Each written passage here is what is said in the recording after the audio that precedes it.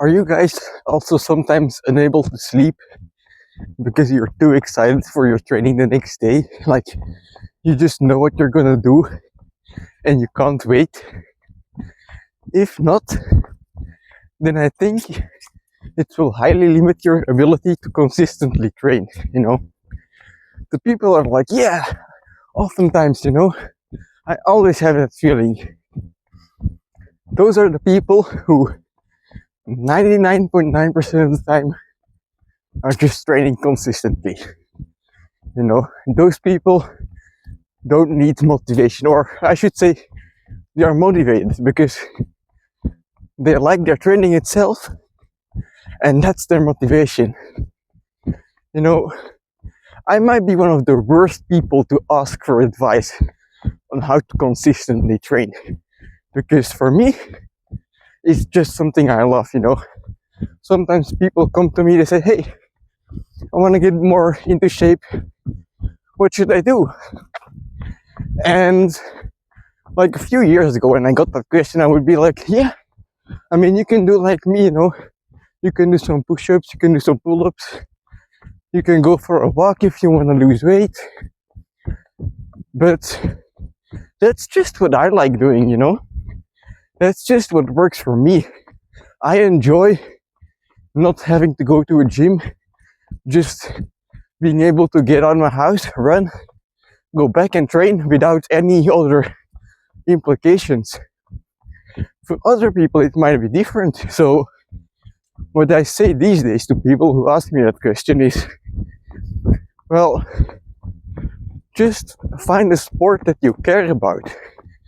Find a sport, find something online like an exercise that you see and say, hey, I want to be able to do that as well. I want to be able to get that strong. If you want to lose weight, focus on the cardio aspect. If you want to gain muscle, focus on the strength aspect. Or, do a bit of both, but oftentimes moving one step at a time in the beginning is going to give you the most success. So it's really about finding a sport and loving it and wanting to progress. Because if you do something and you don't like it or you don't care about it, you're not going to move forward. You're not going to care enough to move forward. You're going to go to the gym, for example, press the same 60 kilos on bench press for 3 sets of 10 over and over, and it's not going to get you results. That's because you're not aiming for progressing. You're not looking forward to being able to do more. And that's what keeps you going in training, I'm gonna give an example on why I couldn't sleep last night. So today I'm doing my hamstrings, the Nordic curl. And the Nordic curl, I mean, today I have in my imagination I want to get 10. And it's just like a number. I was laying in my bed, or in my sofa, I should say. I was laying there, I was thinking to myself, holy shit, 10. I peaked years ago at 3 Nordic curls.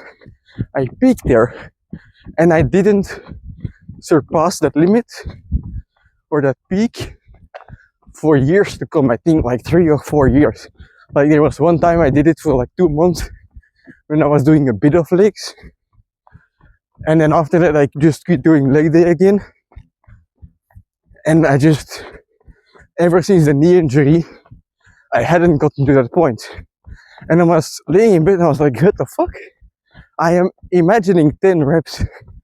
Even if I fail it today, it's like the fact that you can imagine it is such a huge improvement.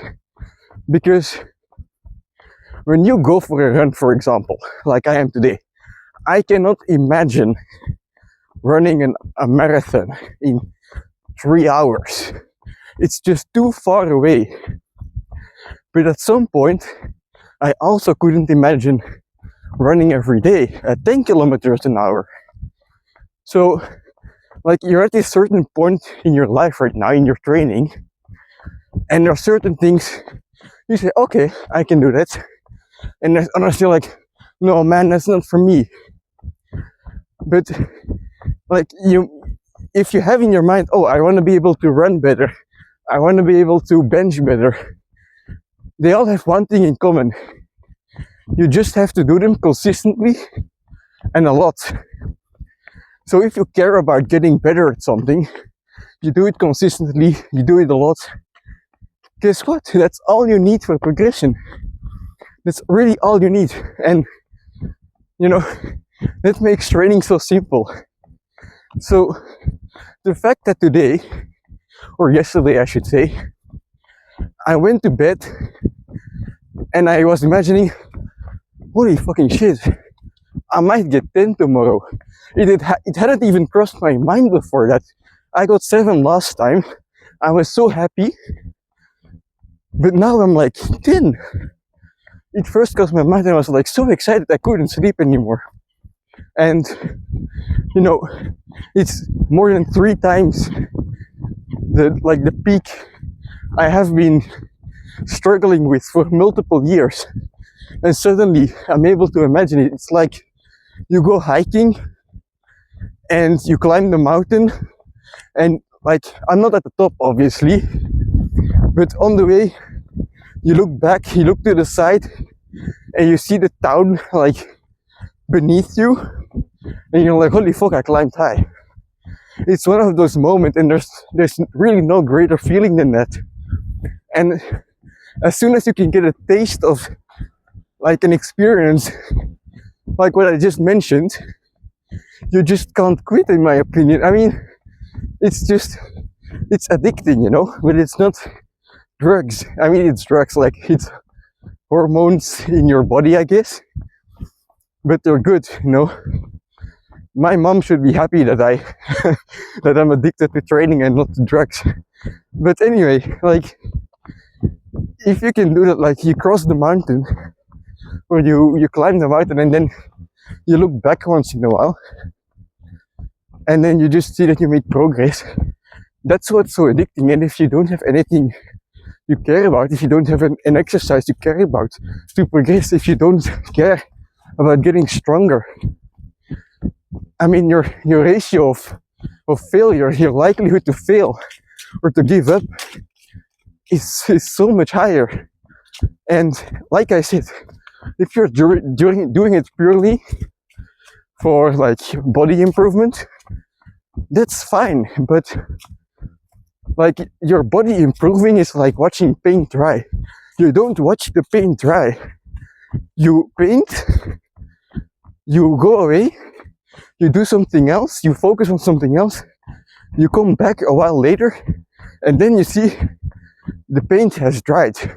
If you constantly watch the paint, you won't notice that it's drying. And then someone else will come by and say, hey, the paint is dried. And you're like, oh yeah, maybe. You know, maybe the paint is dried. I've been working out, yes.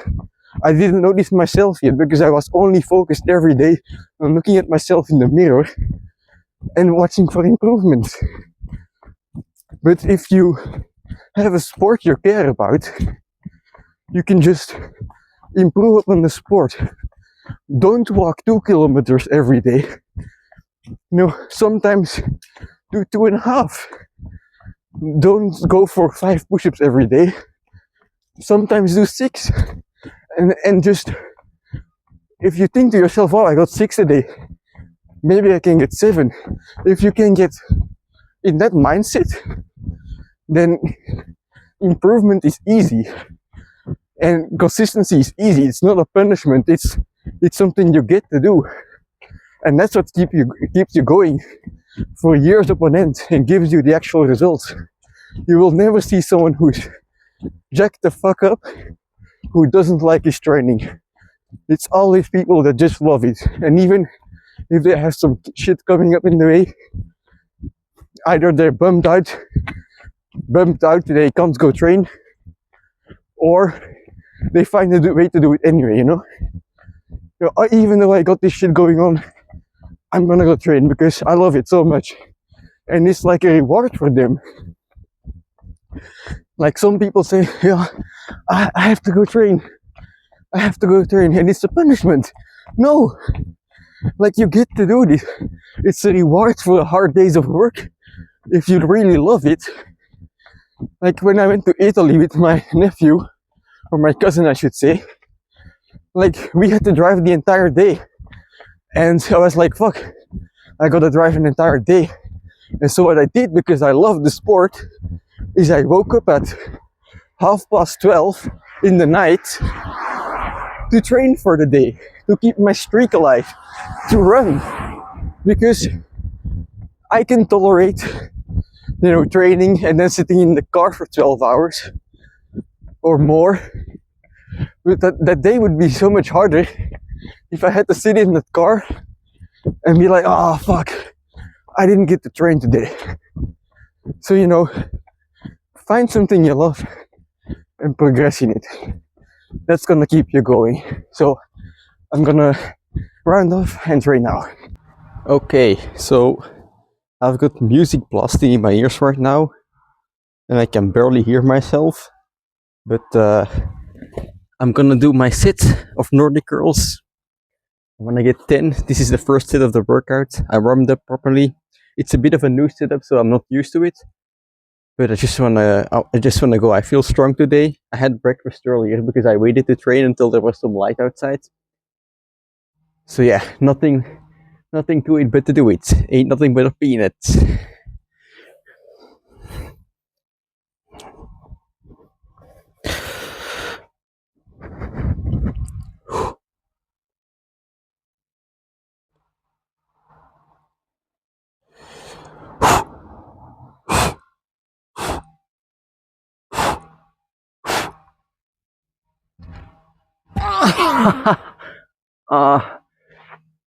My calf cramped up.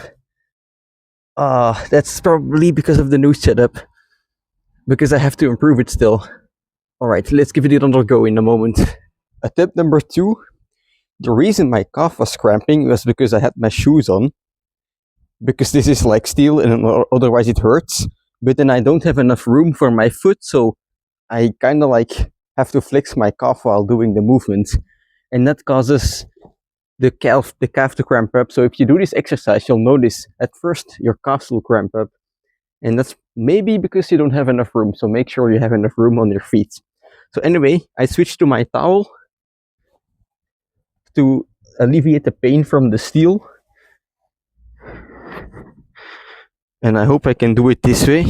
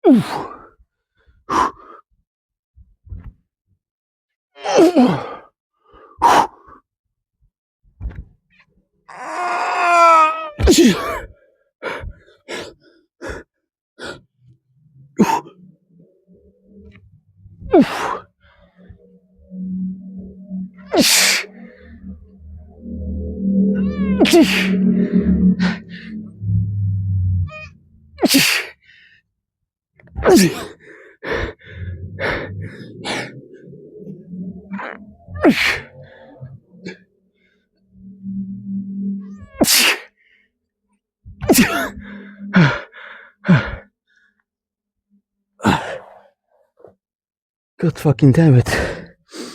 Alright, so 7 again. No 10. That's a disappointment. But let me just turn the music off here. So I only got 7. Oh, damn it. I would have liked more.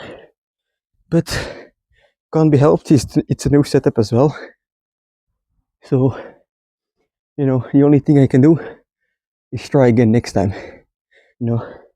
It's still double of what I used to do 3 years ago. And now I'm suddenly past the peak. So I just gotta be happy with this and keep working. You know, it wouldn't be fun if it always went the way you wanted it to go, right? So it's fun, it's exciting. Training is fun, exciting because sometimes you fail. Yeah, so I'm just gonna probably do holds now because what I want to try is last time I did 2 sets of these, right? And I want to try out if um, that one was too much to recover from or not. So I will do 1 set today, see if I get stronger next time, and then next time I'll do 2 sets again and see if I get stronger after that. Just compare the two, because at this point I don't really know what is the best volume for me, So the only way is to fuck around and find out, I guess. And now I'll just do the remaining training like I used to do. So I will do some holds. I will do some weighted, I think, like bent hip Nordics as well. And these are just gonna get my hamstrings fired up. So I am gonna take a longer rest time because longer rest time will allow me to recover more, have more intense sets. Yeah, let's go with the rest of the workout. Okay, so very important point from last time that I want to repeat is spend time in your weak positions. The weakest position for the Nordic curl is the lower half, because that's where all the tension is, that's where the leverage is the biggest. That's where you have to hold most of your body weight. So what I'm gonna do is I'm gonna train that position because that's where I want to be the strongest. And to do it, you know what better than to just hold it. So let me get this towel straight that I can not hurt myself. There we go. Get into the towel. And now I will just hold the position, but I can only hold it for a few seconds. So to get more volume, I'll do a drop set and assist with my finger. The point here is not to train my fingers, so I'm not gonna try and push as hard as I can with my finger. I'm gonna use my fingers as necessary to support my hamstrings. And then as my hamstrings get more tired, I'll push harder with my fingers. But the goal is for my fingers to be as fresh as possible out of this workout, when I finish this workout, because it's for the hamstrings again, not for the fingers. Okay, let's go.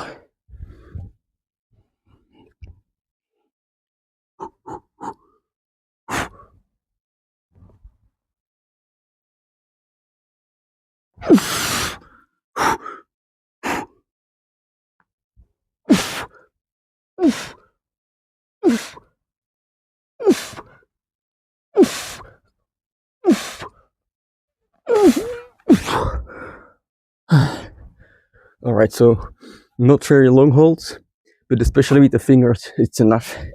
And this way, what I'm really trying to focus on is extend my hips, which, is gonna be the hardest. But as long as you focus on it, you'll be able to do it eventually. All right, 2 more sets.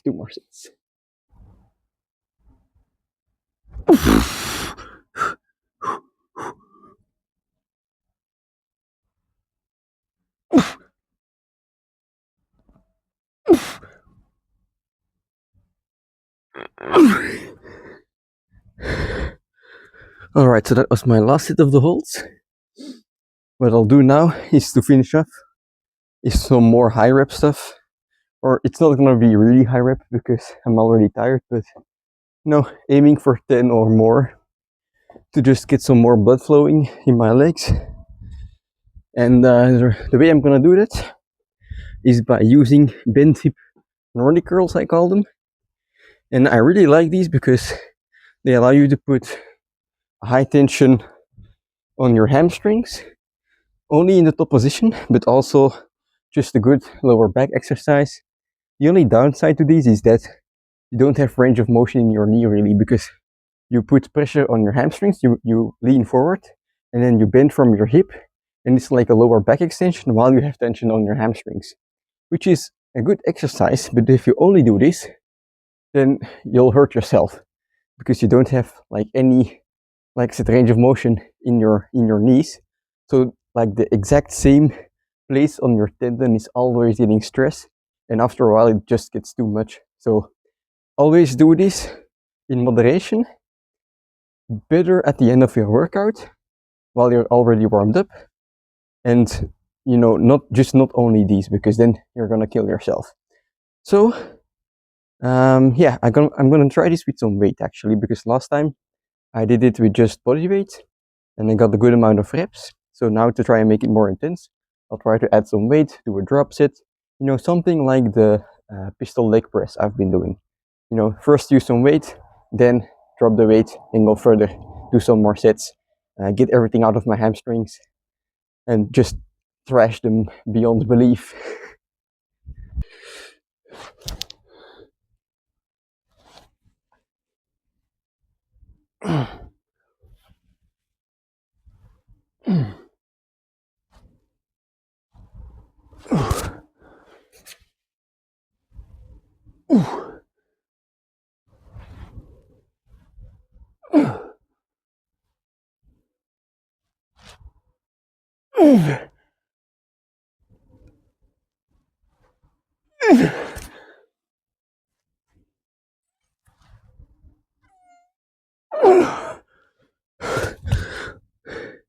All right, so that was an intense set. I had 4 kilos in my hand in total, and then I just did max reps.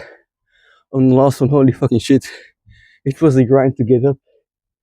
So now for the next set, I'll probably get way less reps with this weight. So what I'm gonna do is I'm gonna do 2 more sets. I'm gonna do 1 set where I have my weight and then I drop it, so it's a drop set. And then on the last one, I'll just start from body weight only and then go to the max as well. So the reason I don't need a lot of weight, because this is only 4 kilos, is because I'm using my body leverage. If you just do a pull-up, you go up and down. So there's not really any leverage. The 4 kilo doesn't add much. But when you do a planche or a phone lever or a Nordic curl, you are like lifting the weight up from all the way here. So you have like a lever, and the more the weight is outside, the more it has effect on the exercise. So by just adding 2 kilos at the end of your lever, or 4 kilos in my case, because I'm like bending the hip, so it's not as much, but it adds way more effect. It adds way more load to the exercise. Like a pull-up with 2 kilos extra, you don't even feel it. But do it on the front lever, and it becomes twice as hard. That's how much difference there is. That's why everyone's saying like, oh, I have big legs, I can't do calisthenics. And yeah, to an extent that's true, you have bigger legs, it's more difficult. But also there's a bit of a nuance there, which I'm not gonna get into now. I'll get into it for another video. Yeah, so I'm gonna wait for the next set, and that's gonna be the drop set.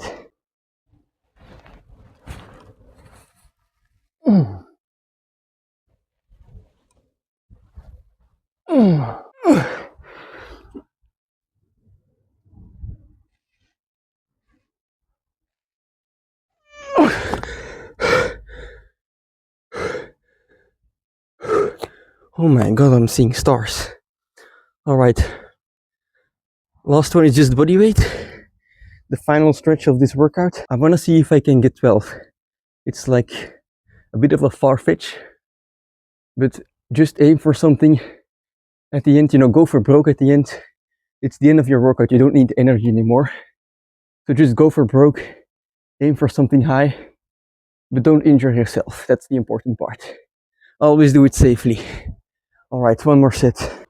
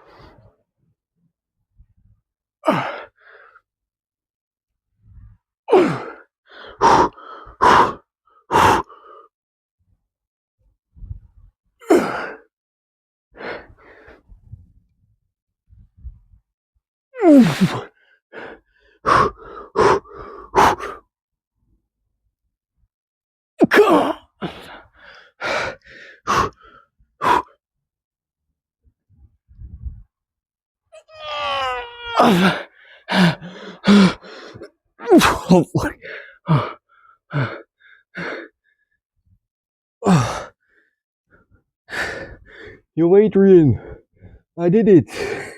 Okie dokie, so while the pan gets hot, let's talk about a bit about this training because it was very insightful to me, you know? I was walking up and down the stairs for a bit of errands, took a shower, and I was feeling my hamstrings just going up and down. And, you know, I bent over in the shower, don't get it wrong, I was just cleaning it up. I was feeling my hamstrings so hard. And you know, last training or the one before that, I was complaining like, oh, hamstrings isn't intense enough for me. You know, I might have taken the wrong approach by doing 2 sets actually. Maybe I should take an approach like my pistol squats last time, where I realized like, hey, doing the second set actually isn't that much of a benefit because on the last pistol squat training, I did 7 pistol squats, and then the next set I could only do 2, so it's like 1/3. You're not dashing out 100% of your power in that second set. You're dashing out 1/3 of your power, and it's taking all of the toll on your CNS at the same time. So maybe I should do the same for my Nordic curl, you know, where on the main exercise, if I do it too much, it takes such a toll on my recovery that I can't recover until the next training. Maybe that's what I experienced today. I wasn't able to get better. I wasn't able to get more reps. So to avoid that, I should maybe just, and I'm thinking to myself, you know, I don't know what the fuck is going on. No one knows the perfect way to train. But if I reduce it back to 1 set and I just go all out Mike Mincer style on that 1 set, and then I just focus more on the accessory, like instead of crying that, oh, 1 set isn't enough, you know, I can do more intense, I should focus it on the accessories I'm doing afterwards. Because like I said in the pistol squat video, if you do one movement all the time, not only are your muscles getting tired, also your nervous system, you're always doing the same movement, you're always putting the same impact on your body. And even though there's like other stuff that's not being used, you can't like train hard enough because like those specific parts you need for that movement are getting overtrained while the others are getting ignored. So that's why variety is good. That's why you have to do accessory as well. And I'm thinking I really have to just put more into the accessory because on those last ones, on like the bent hip Nordic curls, holy fucking shit. Those are some intense sets. They were way more intense than the last training where I did 2 sets of Nordic curls. But then basically I barely did any intensity, or I did intensity on, I went hard on the accessory, but I just didn't have any energy left to spend. Whereas for this one, I did 1 set, I took a long time to recover, and then I did the holds, and then I just went bananas on the, you know, bananas are over there, not sure if you can see them. No? Anyway. I'm fucking sorry. Yeah, I was just able to go way harder on the accessories, get way more out of my hamstrings. I feel like I'm more fatigued in the muscle itself than last time. And I'm really curious now how it will affect my next training. And, you know, only one way to find out, and that's to wait for like 4 days now until I can actually try the Nordics again. Damn it, it's like, it's an endless loop, you know. You look so much forward to the next training, and then you do it, and then there's the next one. So that's a cycle you want, you know. But yeah, there's a lot to uncover, a lot to discover for training like this, like especially in the legs, like Mike Mincer style 1 set approaches or these high intensity sets work well for me, but only for a while. So I switched them up with volume periods as well. But yeah, the way you do the Mike Mincer style, because Mike Mincer is an expert in intensity, you know, intensity itself is a skill. You have to learn how to use all your power. You have to learn how to give it your all. That's a skill in itself. And Mike Mincer was like the master of that. So that's why he was able to do one set. But for most people, they're not able to do that yet at their stage, and that's why they need more sets. That's why at this point, I think I'm able to finish my main part with one set for legs. But still, I need some accessories as well to, hit all my muscles accordingly. Anyway, I'm just rambling on. I think the pan, or my pan has gotten hot by now. So I'm gonna get some breakfast in me, and I'll see you tomorrow for another body day.